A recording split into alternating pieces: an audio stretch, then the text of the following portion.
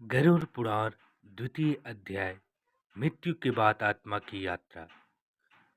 इस सृष्टि में जन्म जितना निश्चित है उतनी ही निश्चित है मृत्यु। पर क्या आपने कभी सोचा है मृत्यु के बाद आत्मा के साथ क्या होता है? गरुड़ पुराण के द्वितीय अध्याय का गूढ़ रहस्य हम लोग इस अध्याय में समझेंगे। गरुड़ पुराण के दूसरे अध्याय में भगवान विष्णु गरुड़ जी को बताते हैं कि मृत्यु के समय आत्मा कैसे धीरे धीरे से शरीर से अलग होती है। जब प्राण निकलते हैं तो शरीर निश्चेष्ट हो जाता है, पर आत्मा जागृत रहती है।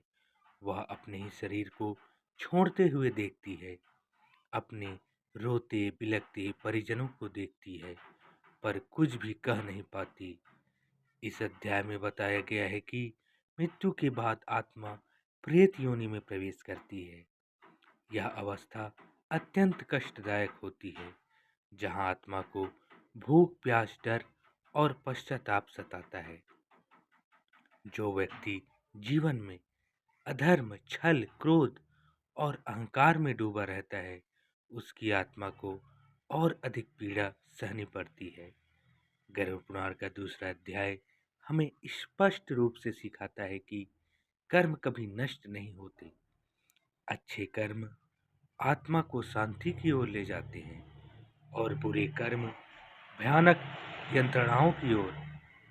इसलिए मनुष्य को चाहिए कि वह जीवन में दान धर्म सत्य और भक्ति का मार्ग अपनाए। गरुड़ पुराण कहता है मृत्यु से डरना नहीं चाहिए, बल्कि अपने कर्मों को सुधारना चाहिए। जो व्यक्ति भगवान का स्मरण करता है, गरीबों की मदद करता है और सत्य के मार्ग पर चलता है, उसकी आत्मा मृत्यु के बाद भय मुक्त रहती है। गरुड़ पुराण का द्वितीय अध्याय हमें मृत्यु का भय नहीं बल्कि जीवन जीने की सही दिशा देता है।